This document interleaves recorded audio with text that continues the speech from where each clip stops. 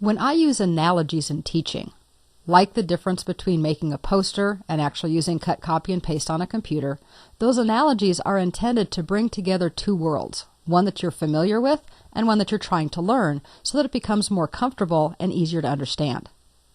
Likewise, when I talk about other universal techniques or universal skills on the computer, they too are widely applicable. They not only apply to a particular operating system or a particular piece of software, but they actually are broader than that. In this case, they apply to almost all operating systems, almost every piece of software you can use, and even to working with files and folders themselves. That's why I like talking about them, because instead of trying to learn individual skills for everything that you do on a computer, you can instead focus on learning one or two skills that you can use everywhere. Obviously, I think that's going to be much simpler, and that's what I want to do now. I want to show you a couple of different techniques, some of which we've already talked about throughout the course and in this particular chapter, that will be applicable in a variety of places. We're going to start by working in an actual file, and then we'll take those same techniques, those same skills, and we'll apply them to things like files and folders. Hopefully this will allow you to see why they're called universally applicable. Now, I happen to already be in my documents, in my stuff, and I'm looking at the training files folder. But this is not where I want to start. So we're going to use our navigation techniques to get back to the WordPad document that I created a while ago. We know that this is just in documents, so there's a couple of ways I can get back to that. I could use the breadcrumbs at the top of the screen and just click on documents, or I can use the navigation pane on the left-hand side. Let's try the navigation pane and just click Documents. This, of course, takes us back one step. Before we were actually looking at the My Stuff folder. Now I can click one time, because I set up single click access, to click on the sample saved document and have it open in WordPad. Now, this is not that exciting of a document, but I want to show you several different things that are skills you will use almost everywhere. One of them is simply moving the cursor. If you were with us when we did the keyboard section, we talked about some of the keys that you can use, like Home, End, and the arrow keys, and I just want to review those very quickly. My cursor is currently blinking at the very top of the document, at the beginning of the first line. If I press my End key, E-N-D, that takes the cursor to the end of the current line. If I press Home, it brings me to the beginning of the current line. If I use my arrow keys left and right, it moves me one character at a time, left and right. And since this is only a single line document, I can't actually move up and down. But one shortcut that I can use allows me to move one word at a time instead of one character.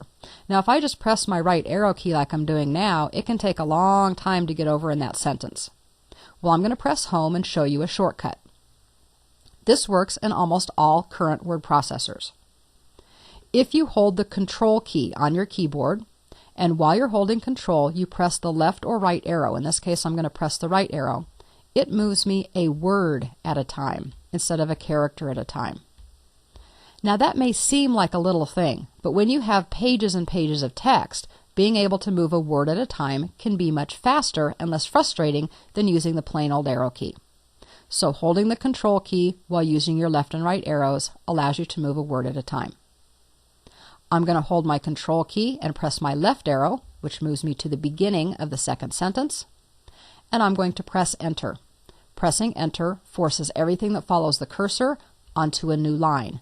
Technically, it's also a new paragraph, but that's word processing stuff, so we won't get into that now. What I can do now is I can use my up and down arrow key to move up and down one line at a time. No matter where my cursor is in a document, if I press Control End, instead of taking me to the end of the current line, it takes me to the end of the current document. And likewise, regardless of where my cursor is in the document, if I press Control Home, that will move my cursor to the very top of the document.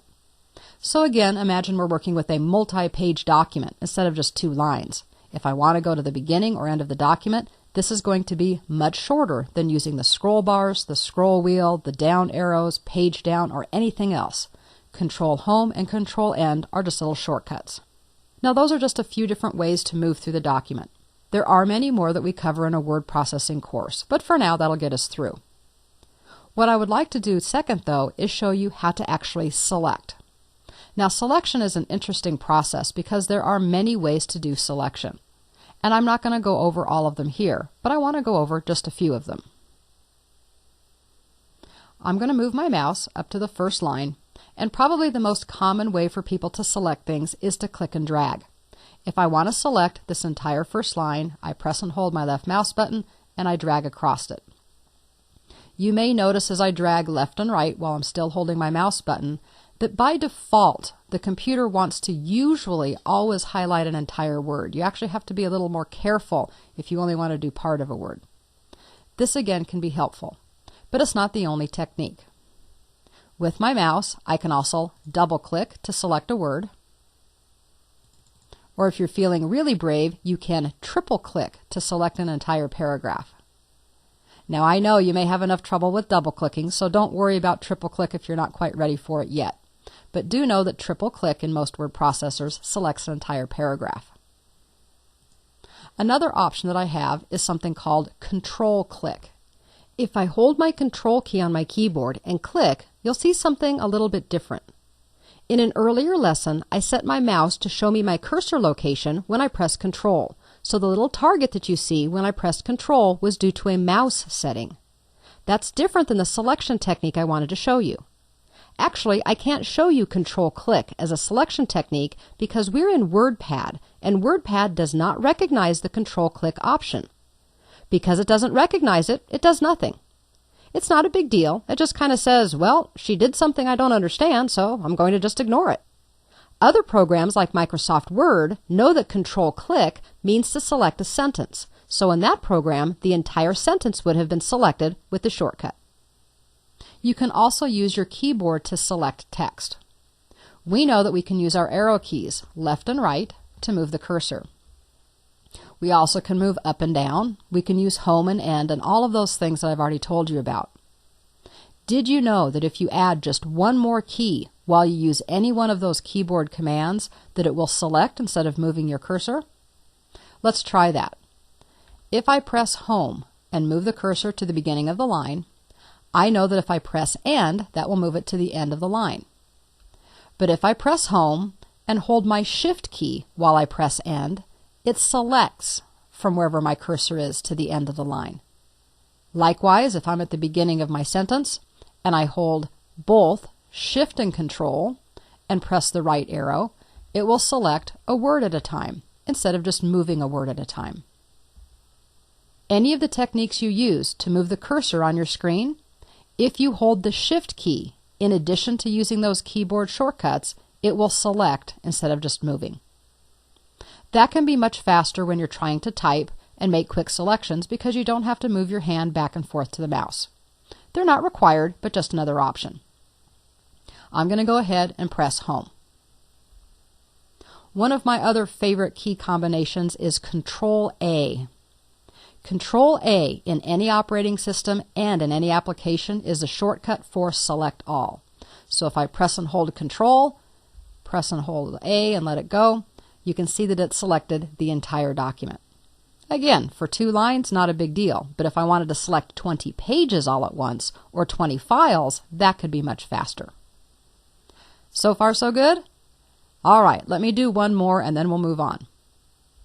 It's hard to see in something this small, but sometimes it's difficult to click and drag to select, because if everything you want to select doesn't fit on one screen, you're trying to hold your left mouse button down while you're trying to scroll down on the page, and it really is just kind of a coordination nightmare. So here is one of my favorite techniques. It's called click, shift, click, and that's exactly what you do. Click where I want a selection to start. I hold the shift key on my computer, and while I'm holding shift, I click where I want the selection to end. And as you can see, using this technique, you can select a range of text. In this case, it happens to be just within a couple of lines, but it could be between page 3 and page 30 in a document. The key here is you click where you want to start, then you use your scroll wheel or your scroll bar to move the view of the document where you want it to be, Then you hold Shift and you click where you want it to end. Click, Shift, click. Pretty easy, huh? Okay, well those are kind of a little bit of review with some new stuff. Things that we learned in the mousing section and the keyboard section, and now we've kind of expanded it here as they relate to universal techniques.